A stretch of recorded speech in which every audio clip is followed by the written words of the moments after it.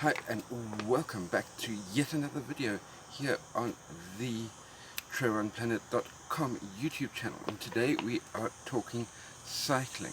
Now, a while ago, before I did the entire channel rebranding and moving more into a trail running type of direction, there was quite a bit of cycling content on the channel, and I've got one or two videos that are cycling related that I've not yet published, and today is going to be one of those, but I thought I'd just preface it a little bit.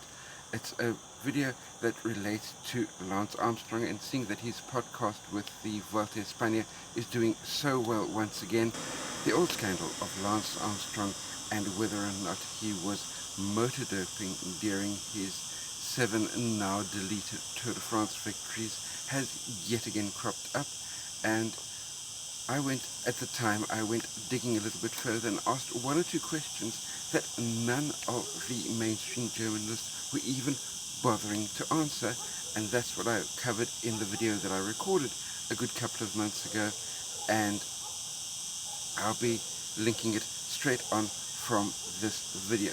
Let me know what you think about it at the end of the video.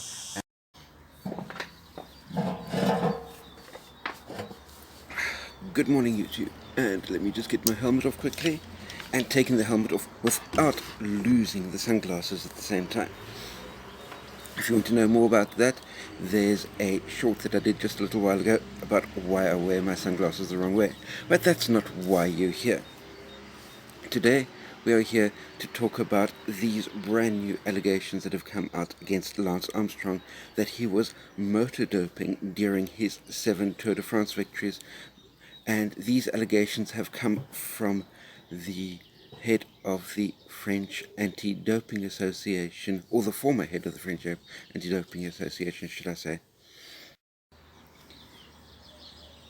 And this former head of the French Anti-Doping Association, by the name of Jean-Pierre Verdy, made the claim that Lance couldn't have been winning his 7 Tour de France's just relying on EPO and steroids alone, and that there had to be motor doping involved as well, because after all, he managed to beat a whole lot of French cyclists in those races that were all on EPO, and his performance was so much better than the French cyclists on EPO, so there had to be motor doping.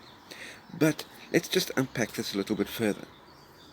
The type of in-frame electric motors that were available during those times were heavy, the batteries were heavy, and the batteries had a very limited life. In other words, the batteries would probably last about an hour or so, which means that, technically speaking, possibly he could have been using a motor in his time trial bike, but as far as his climbing bike is concerned, he needs to get over how many mountain passes carrying that extra weight to be able to get to the point where he can use it on the key mountain pass.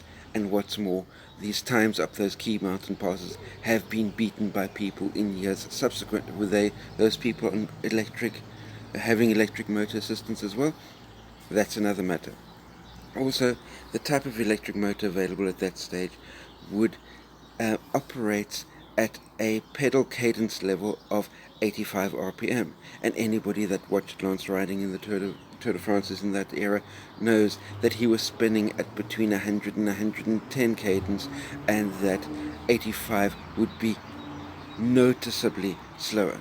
But all of that aside, and that's why I don't think Lance was using an electric motor in his bike. But let's have a quick look at the person that made these allegations, and the allegations were made during a television interview on the 8th of April. And Jean-Pierre Verdy is the former head of French anti-doping, the same anti-doping association that was not able to ping Lance for EPO during his career, even though he was using it. So that's the first point. So it could be something like sour grapes, but all it took was a little bit of internet research to find out something completely different. And that is that Jean-Pierre Verdi just so happened to publish his biography on the 7th of April 2021, one day before he made these allegations on the um, in an interview on French television. Could that be coincidence? Well, if I look on Amazon, I see that the first printing of his biography was all sold out by the 12th of April 2021. So let's put it this way. The biography publishes on the 7th. The television interview with the allegations about motor doping against Lance, who always will draw media attention, uh, and the allegations from that television interview blew up across mainstream media, and all of a sudden, 4 days later, the first printing of his biography is sold out. Coincidence? I think not. Let me know what you think. Post your comments down below. And until we meet again, stay safe out there.